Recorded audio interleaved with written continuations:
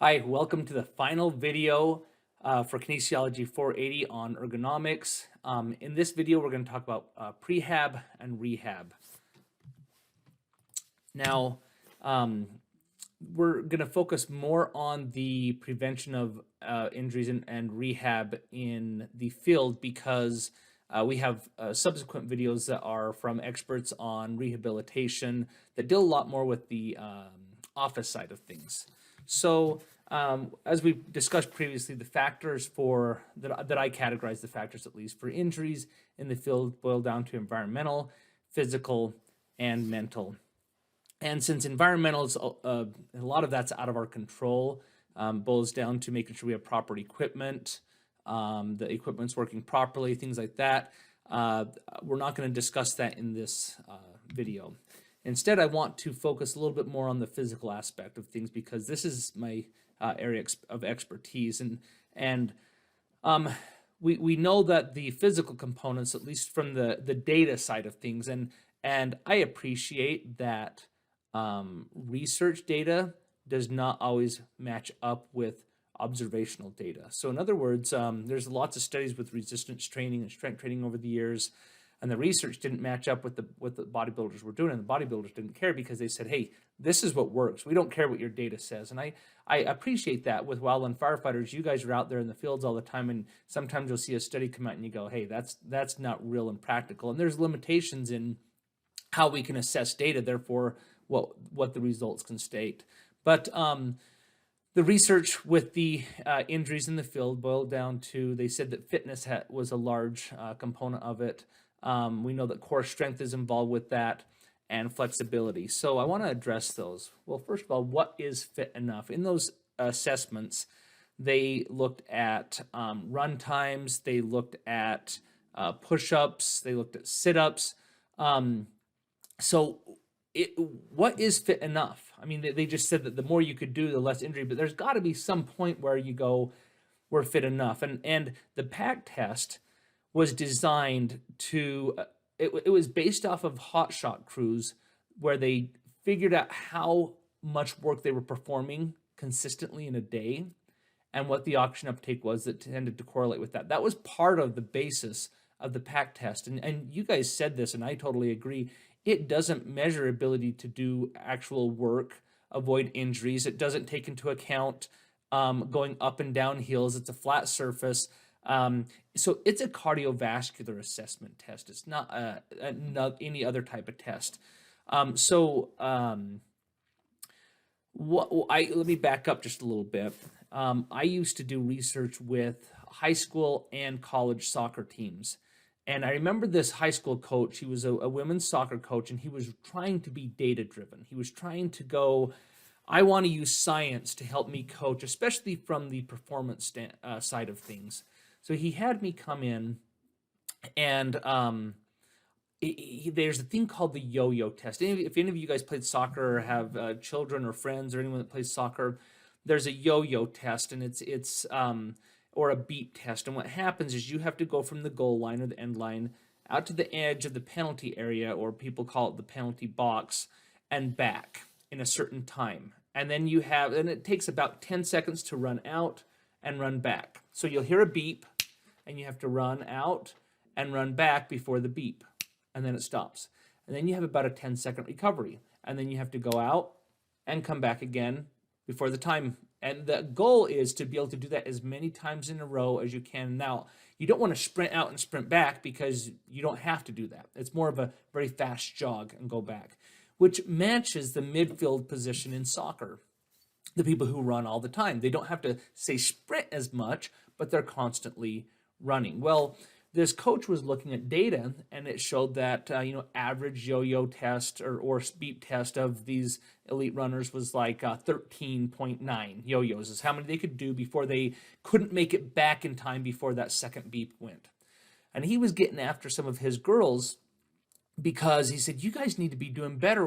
We have a girl on the team who's doing 20 of them, and you guys aren't doing 20. And I said, hey, coach, what's your goal here? And he says, well, I just want to, they should be able to do more. And I said, well, you'd know that the research from the national team showed that the national team average was like 13.9. Why are you expecting more from your girls?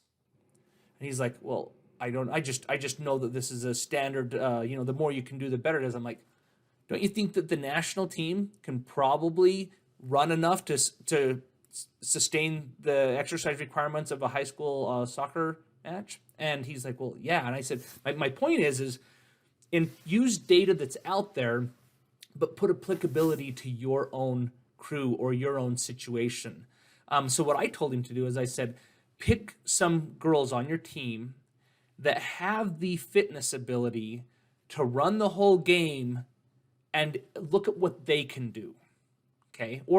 And then also the minimum, who are the ones who can barely get through the game and how many yo-yos could they do? That gives you an idea of what is actually applicable for what you need. And so how would I translate this into wildland firefighting? What are look at the people who are able to do more or what you want. It's okay to go, well, if we're doing a lot of upper body, let's come up with an upper body test for ourselves.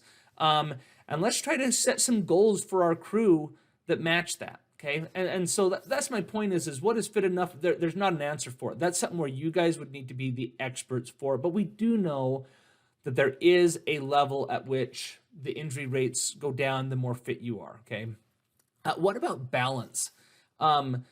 I wish, as I had the interview with Dr. Quackenbush, we paused the recording and started talking, and he gave a really cool and interesting story, and I wish I'd recorded it, so I'm going to do my best to kind of regurgitate this to you. But he was talking about a guy who runs every single day. He runs all the time, and he started to notice, he goes, hey, Dr. Q, I'm noticing when I'm running by your house now, for some reason, it's like around this mile marker, I start getting dizzy and weak, and I'm struggling with it. So they had gone to neurologists, they did all these tests and stuff, and they said, we can't figure out what's going on. Well, what Dr. Quackenbush did is he started assessing the different areas that give proprioceptive feedback, and what he found was this person had great cardiovascular fitness, but his ankles were very weak. And as soon as his ankles started to fatigue, the proprioceptive feedback got disturbed and he started to get dizzy. And the point, and I said, so what did you do about it? He said, we started working on balance and ankle stability, and it reduced the dizziness. My point with that is that with the research, they showed that falls were a big risk. So there are things you can do to improve balance. And surprisingly, you don't get a lot of that balance stuff from just running.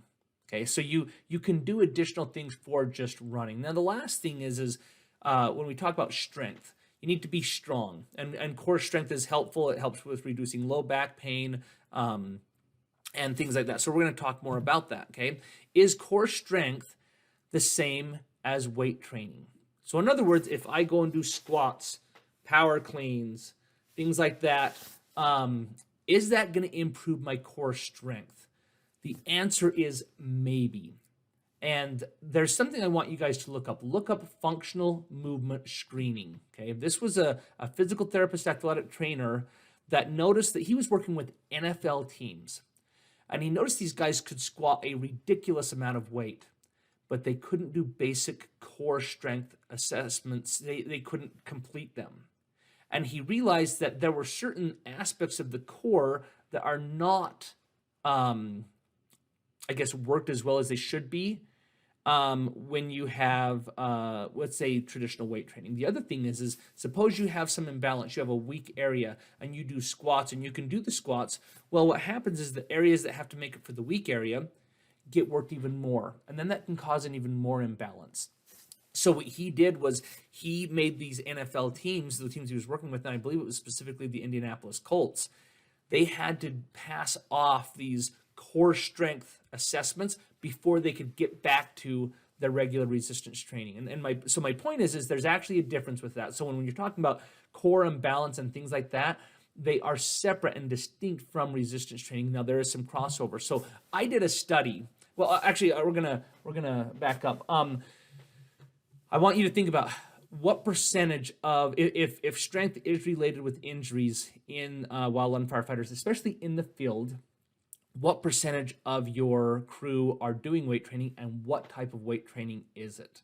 Hopefully the discussions we talk about today can help you give some ideas, suggestions, and if you guys have goals and some motivational activities and stuff, you can start to incorporate more dynamic type activities. The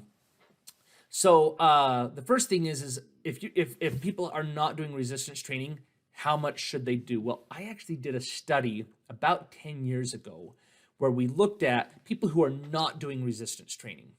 And there's not another study like this out there, okay?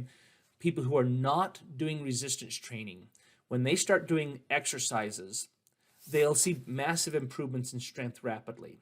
And the reason for that is not because they're necessarily getting bigger, but the nerve, the brain is recruiting more of the muscle. So if I were to take, say, my bicep, and I say I'm not trained, and I mentally was trying to lift something as hard as I could, I might only be able to recruit 30% of the fibers in my bicep at a given time if I'm untrained. Well, how can I improve my strength rapidly? Instead of getting the bicep bigger, I could just, if my brain can convince the bicep to recruit more fibers, say 50% at a time, that would increase the strength. And what they've shown is in the first about 12 weeks of a resistance training program, if you're not used to resistance training, most of your adaptations just come from neurological adaptations. Okay, so what we were curious on is, does the nerve respond more to multiple sets? In other words, if it's pushed to, say, 3 sets or 4 sets versus just doing 1 set of, say, like 8 lifts, does it make a difference? And what we found out is it doesn't, especially in the first 6 weeks of resistance training. It did not matter whether people did 1 set, 2 set, or 3 sets. They all saw the same improvements. The difference was people who did 3 sets were more sore. So is it detrimental to do 3 sets? No. You can do 3 sets to start out with. You might be more sore, but you don't have a detriment. And so that's just applicable to when you're starting out a resistance training program. Once you get into it, you need to start doing multiple sets. I did another study where we were looking at unstable surface training, and I did a number of studies about 10 years ago because this was a popular trend at the time, and so we wanted to get more information with it. And what we were looking at was we took those like little bocce ball things, flipped them over, and had people stand on them. And these were college students, mind you, about the age of 20 to 25. And they would stand on this ball that was upside down. It's a half ball, actually. And we put either weighted vests or they held onto light dumbbells, and they would do squats. And what we found was if we took a group of kids and had them do regular squats on the ground with the big barbell versus kids who did squats on this half ball flipped upside down with lighter weight, at the end of 8 weeks, we went back and reassessed them on the flat ground squats, and the people who did the unstable surface training improved as much or more than those who did actual squats. And our justification, again, these were untrained, was that when people don't have a strong core, unstable surface training helped the core, maybe even more so than regular resistance training. So I got invited to a presentation at the University of Oregon, and if you guys followed the University of Oregon 10 years ago, they were the elite football program. And so I was talking with their strength training coach, and he said, yeah, we've been doing this unstable surface training, and it's not doing anything for our athletes. And I was like, gosh, that's weird. And we looked at it. Well, what type of athletes are at the University of Oregon on their football team? Those were elite athletes. What type of people did we have in our studies? Not elite athletes, okay? So the point is that the movements of the sport, changing directions, having to stop on a dime, backpedal, moving, those are twisting. Those are all core strengthening activities. So those types of people already had strong cores. So when they were doing their weight training and stuff, the unstable didn't add as much to them as it did to ours. And CrossFit is one of those that has come out and is very popular, and it focuses on non-traditional movements as well, and it does a great job of core training. And so I guess what I would say is that it doesn't have to be traditional weight training. There's a lot of things that can improve your strength, balance, flexibility, And so if you're discouraged by just traditional strength training, well, you don't have to do that. You can do other things, planks, side stuff like that is great. And so those are all things that you should be encouraging for prevention of exercise in the field. Well, what about the office? We already mentioned that disc bulges are very common in the office. You're going to low back pain. A lot of these things are common in the office. The same type of prevention would work with that. Improving fitness level is going to decrease risks of injuries in the office, those more chronic injuries. Okay. And then the last thing with that, the physical side, is flexibility. Flexibility is huge. That's why they've showed that when people do yoga, they have reduced risks of injuries. The other thing we talked about was yoga, and it didn't have to be yoga, but something that helps with that mental release, helps with the mental injuries as well. So performing any types of exercises such as walking and running will improve range of motion, and that's going to increase flexibility. And then the last one, Dr. Q is going to talk about, this is the Y stretch, where you go like this and basically pull back to stretch out the pecs, the nerves, the ulnar nerves and stuff that run through there. It also helps with neck pain and stuff. It's easiest if you stand in a doorway, so you have the door frame here and push yourself forward, and that helps to push those arms back to help with upper body flexibility. All right, let's talk about mental fatigue for just a little bit, and the errors that happen out in the field. We know that lack of sleep is going to cause more mental errors, and I wish that we could build hotels wherever fires occur, so that you didn't have to sleep in the situation you are, but that's just not possible. So that's one that's hard to minimize. Diet. You guys don't get to pack your diet so much, especially if you spike out. When you're not spiked out, you guys know how it is. You have a lot of sometimes you have a lot of food options, but there's a lot of research looking at alcohol consumption, some caffeine consumption, but especially simple sugars. There's some stuff that's controversial, but regarding milk or diet dairy products, but anything that causes inflammatory responses, they're showing is related to brain fog or an increased number of mental errors. There's different types of tests, like the Stroop color word test, where you have to match the color of the writing on the word versus the name of the word. So it might say the word yellow, but it's written in red, and you have to state what the correct color is. They've shown that with poor diet, the number of errors increases. So controlling your diet is a great thing, and I would recommend Dr. Amen. He's the leader in this area. He's a psychiatrist, so he's a medical doctor that studies the brain, and he actually uses brain imaging to look at how diet is changing the brain, the gray matter, all that stuff. It's really fascinating. And then the last thing is head injuries. Very important to try to reduce the number of head injuries, because they've shown that head injuries, even though you might think that the acute symptoms are gone, they can have chronic problems that can result in more mental errors in the future.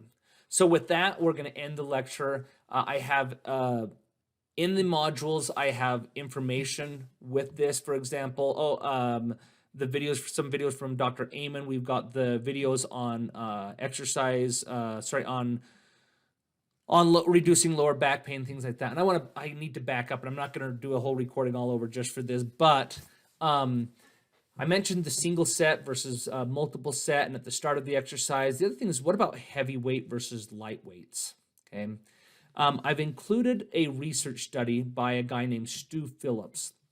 And Stu Phillips teaches at a medical school called at McMaster University. He's one of the top physiologists. He has received numerous awards regarding his research in physiology.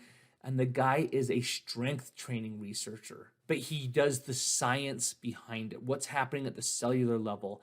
And they've shown over and over and over that what's more important for gaining strength, hypertrophy, and all these things isn't the amount of weight you try to lift. In other words, the percentage of your one repetition max. So if the most I can bench press one time is 200 pounds, if I'm training doing 180 versus doing 150 and doing more sets with the 150, I'm not going to get stronger doing the 180. The most important factor at improving strength and hypertrophy, or the size of the tissue, is pushing yourself to exhaustion, not the amount of weight that you're lifting. So what are the implications for that? Think of this again. Am I more likely to get injured with a lot amount of weight on my back or a lower amount of weight on my back? I would say an acute injury might be associated with high amounts of weight. There, yeah. So keep that in mind. It's a really cool study. Read it if you are curious about strength training and dietary supplements and what are the best things for that. I suggest you look at Stu Phillips on YouTube. He's very active. He's trying to reduce the bro science that's out there, and so he hops on these podcasts. He's very active. So that's all I have. Make sure you're staying up to the stuff, staying up with the assignments, and hopefully I get to run into you guys in the future. Take care.